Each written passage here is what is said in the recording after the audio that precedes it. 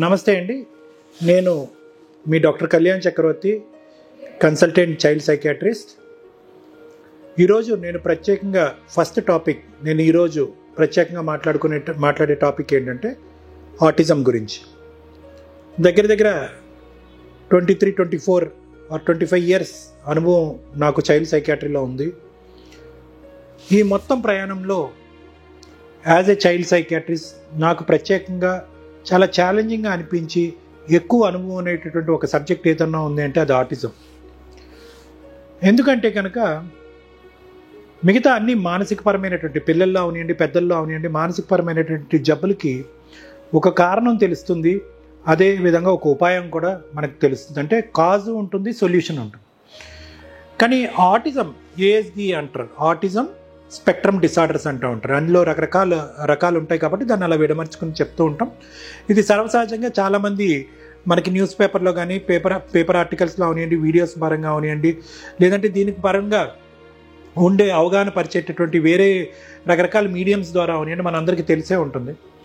కానీ ముఖ్యంగా ఆటిజం గురించి అర్థం చేసుకోవాల్సినటువంటి అవసరం ఉంది. ఎందుకంటే నా దగ్గర 18,000, 20,000 వరకు రకరకాల కేసెస్లో నేను డీల్ చేయటం జరిగింది ఈ 25 ఇయర్స్ మధ్యలో. అదర్ కంట్రీస్లోని చేయటం జరిగింది, ఇండియాలో కూడా చేయటం జరిగింది.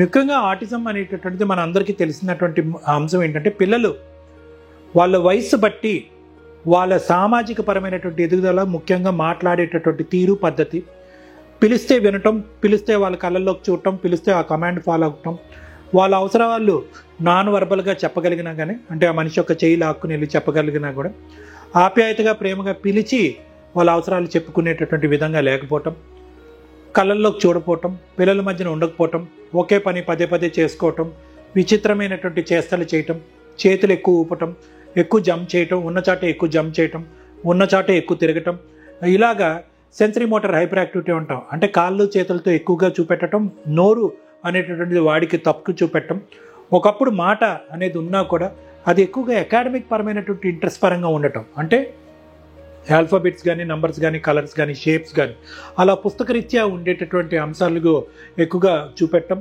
వాళ్ళకు కొన్ని సందర్భాల్లో ఏంటంటే ఈ పిల్లలు తెలివైన పిల్లలా, తెలివి లేనటువంటి పిల్లలా అనేటటువంటి ప్రశ్న మనకు ఎందుకు రావటం. ఎందుకంటే బేసిక్గా ఆ వయసు ఉండేటటువంటి పిల్లలలో ఉండేటటువంటి సోషల్ కమ్యూనికేషన్, అంటే భావ వ్యక్తీకరణ అనేటటువంటి అంశం లేకపోయినా కూడా మిగతా చాలా అంశాల్లో వాళ్ళు ప్రావీణ్యత చూపెట్టడం.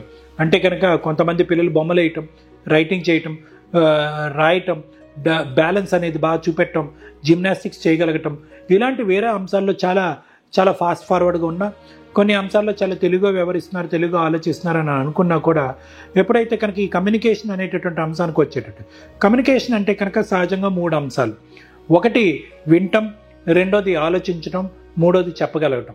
సో ఈ పిల్లలు ఏంటంటే ఫస్ట్ ఆఫ్ ఆల్ మన మీద ఆ పూర్తి స్థాయి అటెన్షన్ అండ్ కాన్సన్ట్రేషన్ లేకపోవటం వల్ల, అంటే మన వైపు దృష్టి పెట్టకపోవటం వల్ల, అంటే వాళ్ళకి కావాల్సినప్పుడు మన కళ్ళల్లోకి వాళ్ళు చూస్తారు కానీ మనం పిలిచినప్పుడు వాళ్ళు పలకటం ఊహు అంటాం కాదు, కానీ అట్లీస్ట్ కళ్ళల్లోకి చూడటం, నా అనేటటువంటి వాళ్ళు నన్ను పిలుస్తున్నారు, దానికి ఇమీడియట్ రెస్పాన్స్ ఏదైతే ఉందో అది వాళ్ళ వైపు చూడటం అనేది ఉండదన్నమాట. సో అలా లేనప్పుడు ఏమవుతుంది అంటే ఫస్ట్ అసలు వీళ్ళు మనం చెప్పేది వింటున్నారా వినట్లేదా అని మనకు అర్థం కాదు. అదే కానీ వాళ్ళకి నచ్చినటువంటి టాపిక్ మనం తీసుకెళ్ళామనుకోండి, ఉదాహరణకి వాళ్ళకి నచ్చినటువంటి ఆ టాయ్ కానీ, ఆ కలర్స్ కానీ, ఆ షేప్స్ కానీ, సో ఇటువంటి పిల్లలకి సహజంగా ఏంటంటే ఒక స్పెసిఫైడ్ ఇంట్రెస్ట్ అనేది ఉంటుంది. ఆ తిరిగేటటువంటి వస్తువులను ఎక్కువ లైక్ చేయటం, లైట్స్ వైపు ఎక్కువ చూడటం, కొన్ని టైప్స్ ఆఫ్ మ్యూజిక్స్, అంటే మనం 100 సార్లు పిలిచినా పలకనటువంటి పిల్లలు సడన్గా ఒక మ్యూజిక్, ఒక రైమ్ వాళ్ళకి వినిపించగానే దానికి రెసిప్రొకేట్ అయ్యి వెంటనే దాని వైపు వెళ్ళి రావటం. అదే పేరెంట్స్ చాలామంది అంటారు, మేము ఎన్ని సందర్భాల్లో వాళ్ళు పిలిచినా కూడా మన మాట వాళ్ళు పట్టించుకోవట్లేదండి. అదే ఒక మ్యూజిక్ కానీ, ఒక రైమ్ కానీ వస్తే కనుక దానికి ఎక్కడ లేనటువంటి ఒక ఇంట్రెస్ట్ చూపెడుతున్నారు, దానివైపు పరిగెట్టుకుని వెళ్తున్నారు అని అంటూ ఉంటారు. సో ఇటువంటి డైలమాలో చాలామంది పేరెంట్స్ అసలు ముందుకెళ్ళక్కర్లేదు, అసలు ఇది సమస్య కాదు. మీకు కొన్ని సందర్భాల్లో అన్నీ బాగానే ఉన్నట్టు అనిపిస్తూ ఉంటుంది, ఇంకొన్ని సందర్భాల్లో వాళ్ళు ఎక్కడో చోట ఒక ఇన్ఫర్మేషన్ ఎవరో చెప్పటం వినో అది ఆ పిల్లవాడికి కొరిలేట్ చేసుకుని అమ్మో ఇది ఆటిజం ఏమో అనేటటువంటి భయపడుతూ ఉంటారు. ఈ తర్జన భర్జనలోనే చాలా వరకు టైం వేస్ట్ అనేది జరుగుతూ ఉంటుంది. డాక్టర్స్ దగ్గరికి రావటం అనేది లేట్ అవుతూ ఉంటుంది. ప్రధానంగా చైల్డ్ సైకియాట్రిస్ట్ దగ్గరికి రావటం అనేటువంటిది లేట్ అవుతుంది. చాలామంది పీడియాట్రిషియన్స్ కూడా ఏమంటూ ఉంటారంటే కనుక వెయిట్ చేయండి చూద్దాం అంటూ ఉంటారు. కానీ ఆటిజం అనేటటువంటి అంశంలో ప్రధానంగా ఎప్పుడైతే కనుక మనకు ఒక చిన్నపాటి డౌట్ అనేది వస్తుందో, ఒక అనుమానం అనేది కలుగుతుందో, ఇక్కడ ఏదన్నా ఉందేమో అనేటటువంటి ఆలోచన వస్తుందో, ఆ ఆలోచన కానీ అనుమానం కానీ వెంటనే క్లియర్ చేసుకోవటం అనేది కూడా చాలా ఇంపార్టెంట్. ఎందుకంటే time is the essence. Time అనేటటువంటిది గోల్డెన్ పీరియడ్. అంటే ఆటిజం అనేటటువంటిది కొంతవరకు యూజువల్గా 4.5 or 5 years లోపు మనం ఐడెంటిఫై చేయగలి త్వరిగా థెరపీస్ కానీ ట్రీట్మెంట్ కానీ ఇంకా ఇతరత్ర అంశాలని మనం పరిగణలోకి తీసుకుని ఆ పిల్లవాడికి ఇవ్వగలిగితే కనుక దాని రేట్ ఆఫ్ ఇంప్రూవ్మెంట్ ఫాస్ట్గా ఉంటుంది. అలా కాకుండా వెయిట్ అండ్ వాచ్ చూద్దాంలే, మీ పెదనానికి లేట్ వచ్చినాయి, మీ మావకి లేట్ వచ్చినాయి, నీకు లేట్ వచ్చినాయి, ఇలాగా ఈ విధంగా ఏంటంటే పెద్దవాళ్ళు ఒక సాంప్రదాయబద్ధమైనటువంటి మాటలు చెప్తూ ఉంటారు. కానీ అటువంటి అంశాలు ప్రధానంగా ఏంటంటే యూజువల్గా ఓన్లీ మాటల పరమైనటువంటి డిలే ఉండేటటువంటి పిల్లలే. సో చాలా వరకు మనం ఏమనుకుంటాం అంటే కనుక ఆటిజం అంటే కనుక మాటలు రాకపోవటం అనుకుంటాం. కాదు, వాళ్ళకి మాటలు వస్తాయి, కానీ వాళ్ళకి ఏదైతే ఇష్టపడతారో, ఏ ఆస్పెక్ట్స్ అయితే కనుక వాళ్ళకి స్పెసిఫైడ్ ఇంట్రెస్ట్ ఉంటుందో ఆ మాటలే మాట్లాడుతూ ఉంటారు. ఒక బుక్కి, ఒక రంగుకి, ఒక షేప్కి, ఒక నెంబర్కి చదువు రీత్యా ఉండేటటువంటి ఆ మాటకారితనం, ఆ మాట్లాడేటటువంటి తీరు, సామాజిక పరమైనటువంటి కమ్యూనికేషన్, అమ్మా అని పిలవటం. సహజంగా ఈ పిల్లలు అమ్మ పాప అని ఇలా రకరకాలు అంటూ ఉంటారు. కానీ మనం ఇక్కడ చూసేది ఏంటంటే కనుక సోషల్ కమ్యూనికేషన్లో ఆ స్పెసిఫిక్ పర్సన్ని, ఆ వ్యక్తిని వెళ్ళి ఆ పేరుతో సంబోధించడం అనేటటువంటి దాన్ని చూస్తూ ఉంటాం. అలా సంబోధించడం ఒకటి, that is first aspect of social communication. రెండోది ఏంటంటే కమాండ్ ఆర్ రిక్వెస్ట్, అంటే అమ్మ ఇవ్వు, అమ్మ వద్దు, అమ్మ కావాలి, అది సెకండ్. థర్డ్ ఆబ్జెక్ట్, అమ్మ అన్నం పెట్టు, అమ్మ ఆకలి వేస్తుంది. సో ఈ విధంగా ఎప్పుడైతే కనుక ఈ స్ట్రక్చర్డ్ సెంటెన్స్ ఫార్మేషన్ అనేటటువంటిది అది బహుశా చాలా దూరంగా మనకు అనిపిస్తూ ఉంటుంది. ప్రధానంగా ఏంటంటే ఆ పరాణ వ్యక్తి వాళ్ళకి తెలిసి ఉండి వాళ్ళతో అన్యోన్యంగా ప్రేమగా ఉండేటటువంటి నా అనేటటువంటి తల్లి, తండ్రి, అక్క, చెల్లి, తమ్ముడు, అన్నయ్యతోనే వాళ్ళు ఆ పేరు సంబోధించి వాళ్ళ దగ్గరికి వెళ్ళేటటువంటి ప్రయత్నం చేయరు. ఇది ఆటిజంలో ప్రధానంగా కనిపించేటటువంటి లక్షణం. చాలామంది పేరెంట్స్ వెయిట్ చేస్తూ ఉంటారు. ఎందుకు వెయిట్ చేస్తూ ఉంటారంటే, అరే మాటలు అంటే కనుక వస్తున్నాయి కదా, ఏదో కొద్ది గొప్ప మాటలు వస్తున్నాయి. కొంతమంది కంప్లీట్గా మ్యూట్ ఉంటారు. అంటే కొంతమంది ఆటిజంలో ఉండేటటువంటి పిల్లలు, అంటే ఆటిజంలోనే క్లినికల్గా నేను డయాగ్నోసిస్ చేసి రకరకాల విభజించేటటువంటి దగ్గర 121 ఉంటాయి అన్నమాట. అంటే 121 లక్షణాలు ఉంటాయి ఆటిజంలో. సో 1-2 లక్షణాలు కాదు. అందులో ఒక ప్రధానమైనటువంటి లక్షణం ఏంటంటే మాట్లాడకపోవటం, పిలిస్తే పలకపోవటం, పిల్లల మధ్యన ఉండకపోవటం, బొమ్మలతో ఆడకపోవటం, ఇతరాతరులకి పక్కన ఉండేటటువంటి వాళ్ళకి అర్థమయ్యేటటువంటి విధంగా వ్యవహరించకపోవటం, వాళ్ళ కళ్ళల్లో చూడకపోవటం, ఇవి కొన్ని లక్షణాలు. కనిపించినటువంటి లక్షణాలు ఏంటంటే సెన్సరీ మోటార్ సిమ్టమ్స్ అంటూ ఉంటాం. విచిత్రంగా చూడటం, ఒక సైడ్కి చూడటం, కళ్ళు చిట్లించడం, అంటే పైనుంచి కింద వరకు సెన్సరీ మోటార్ అంటారు. అంటే సెన్సేషన్స్ అంటే కనుక ఆ 6-7 స్పర్శలకు సంబంధించింది. వాసన, రుచి, వినికిడి, చూపు, స్పర్శ, ఈ ఐదు సెన్సరీకి సంబంధించినటువంటి వేరియేషన్స్ వాళ్ళకి కనిపిస్తూ ఉంటుంది. ఫర్ ఎగ్జాంపుల్ స్పర్శ అనుకున్నారనుకోండి, పెయిన్ అనుకున్నారనుకోండి, ఈ ఆటిజం పిల్లలు అనేటటువంటి వాళ్ళు పెయిన్ థ్రెషోల్డ్ చాలా ఎక్కువ ఉంటుందండి. అంటే చాలా నొప్పిని భరిస్తూ ఉంటారు. కొంతమంది పిల్లలు ఏంటంటే వాళ్ళకి దురదేస్తే కనుక బాగా కోక్కుంటారు, అక్కడ రక్తం కూడా వస్తూ ఉంటుంది, కానీ మనకి నొప్పి తెలియదు. ఎక్కడో గాయం అవుతుంది, అమ్మ నాన్న ఏంటి కాళ్ళు ఇలా ఎర్రగా అయింది ఏంటి, వాచింది ఏంటని చూస్తారు, కానీ వీళ్ళకి నొప్పి తెలియదు. కొన్ని సందర్భాల్లో గట్టిగా తగిలితే కనుక సహజ సిద్ధంగా పిల్లలు రెస్పాండ్ అయ్యే విధంగా వీళ్ళు రెస్పాండ్ అవ్వరు. ఆ నొప్పిని ఇలా పక్కకు తోసేసి వాళ్ళు ముందుకు వెళ్ళిపోతూ ఉంటారు. ఇలాంటి స్కిన్.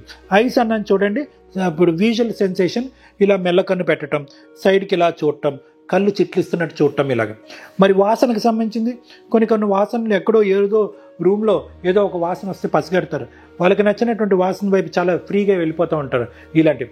మరి రుచి వరకు వస్తే కనుక కొంతమంది పిల్లలకి అసలు చాలా స్పష్టత ఉంటుంది అనమాట. ఆటిజం ఉండేటటువంటి పిల్లలు ప్రత్యేకంగా ఏది తింటారు, ఏది తినరు అనేది చాలా రిస్ట్రిక్టివ్గా ఉంటారు. నెంబర్ 1, వాళ్ళు ఎక్కువగా నవలటానికి ఇష్టపడరు. వాళ్ళకి కావాల్సిన ఇష్టమైనటువంటి పదార్థాలు నవ్వులుతారు, కానీ రైస్ ఇలాంటివి ఏమన్నా వాళ్ళకి నచ్చినటువంటి ఒక కేటగిరీ ఆఫ్ ఐటమ్ ఉంటే కనుక దాన్ని నవలటానికి ఇష్టపడరు, బుగ్గలో పెట్టుకుంటారు, లేదంటే మింగేస్తూ ఉంటారు. సో కాబట్టి ఏంటంటే ఇటువంటి తల్లిదండ్రులు ఏంటంటే అదే లూప్లోకి వెళ్ళి వాళ్ళకి బాగా మెత్తగా చేసేటటువంటి ఫుడ్ ఇస్తూ ఉంటారు. ఇదొకటి. తర్వాత ఏంటంటే పీచు పదార్థాలు కానీ, స్టిక్కీగా ఉండేటటువంటి పదార్థాలు కానీ వాళ్ళకి ఎక్కువ నచ్చవు. అయితే మింగరు, లేదంటే ససేమిరా అని మొహం తిప్పేసుకుంటారు, తినరు కూడా. సో ఇది నోటికి సంబంధించి. అలాగే వీళ్ళకి ఏంటంటే కొన్ని శబ్దాలు, కొన్ని మ్యూజిక్స్, రైమ్స్ చాలా ఇంట్రెస్ట్ ఉంటే వాళ్ళ వైపు వెళ్ళిపోతూ ఉంటారు. అలాగే థండర్ స్టార్మ్స్ కానీ, కొన్ని మెషిన్ సౌండ్స్ కానీ, గ్రైండర్ సౌండ్స్ కానీ, కుక్కర్ సౌండ్స్ కానీ, లేదంటే బయట పేలేటటువంటి బాంబులు, దీపావళికి పేలే బాంబులకి చాలా అతిగా భయపడుతూ ఉంటారు. అలాగే తడి ప్రదేశాలు వీళ్ళకి ఎక్కువ నచ్చవు.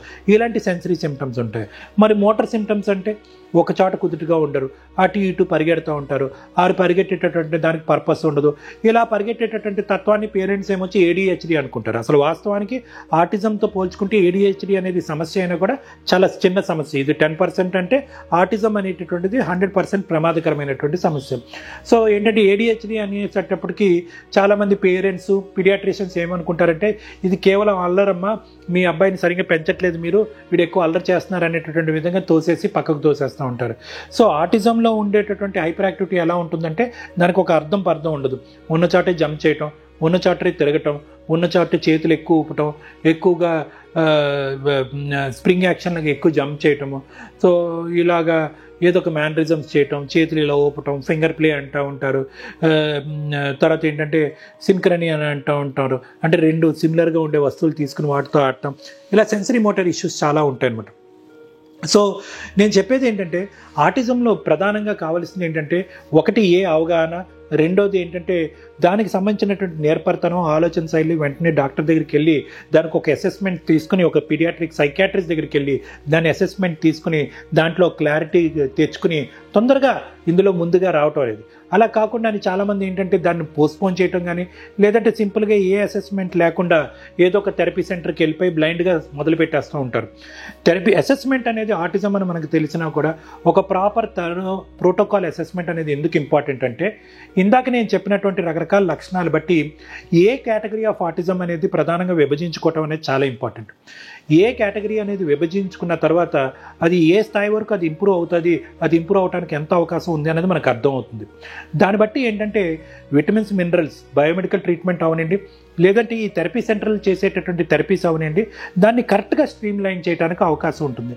ఎందుకంటే కనుక ఇందాక నేను చెప్పినట్టుగా మనం ఇది కరెక్ట్గా విభజించి ఆటిజం అనే డయాగ్నోసిస్ కాకుండా దాన్ని విభజించి ఏ కేటగిరీలో పడుతుంది అనేటటువంటిది మనకు తెలియకపోతే ఏమవుతుందంటే అందరికీ ఒకే టైప్ ఆఫ్ ట్రీట్మెంట్ అనేది థెరపీ సెంటర్లో ఇవ్వటం జరుగుతూ ఉంటుంది. దానివల్ల ఎసెన్స్ టైం అనేటటువంటిది, ముఖ్యమైనటువంటి టైం వేస్ట్ అవుతూ ఉంటుంది. ఎందుకు అంటున్నాం అంటే కనుక ఈ 4.5 years ప్రధానంగా డెడ్ లైన్ అనేటటువంటి టైం ఫ్రేమ్ అనమాట. ఈ టైంలో వచ్చేటటువంటి ఇంప్రూవ్మెంట్ చాలా బాగుంటుందన్నమాట. ఆ తర్వాత ఇంప్రూవ్మెంట్ రాదు అని మనం అన్నాం, కానీ ఆ తర్వాత వచ్చేటటువంటి ఇంప్రూవ్మెంట్ నత్తనడకన వస్తుంది. సో కాబట్టి ఫస్ట్ డయాగ్నోసిస్, ఆటిజమా కాదా, రెండోది ఏ కేటగిరీ ఆఫ్ ఆటిజం, తర్వాత అసెస్మెంట్, మూడోది బయోమెడికల్ ట్రీట్మెంట్, నాలుగోది థెరపీ సెంటర్స్ పంపించడం, ఐదోది పేరెంటల్ ఇన్పుట్ థెరపీసు, ఆరోది స్కూల్కి పంపించడం. ఈ విధంగా ఒక స్ట్రక్చర్డ్గా వెళ్తే కనుక ఆటిజంని పసిగట్టడం, ఆటిజం అనేటటువంటి జబ్బుని తొందరగా అవగాహన చేసుకోవటం, ట్రీట్మెంట్ చేయటం అనేది జరుగుతూ ఉంటుంది.